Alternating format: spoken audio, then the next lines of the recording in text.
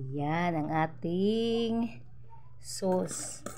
Gawa ko na. Ayan ang sauce natin. Mapulang-pula.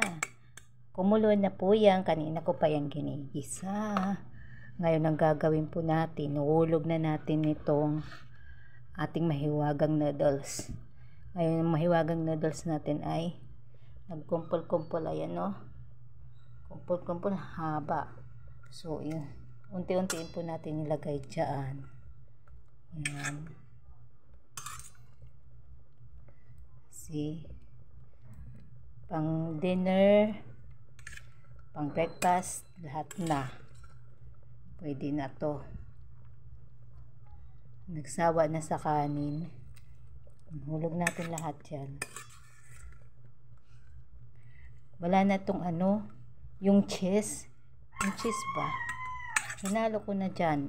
Halo na.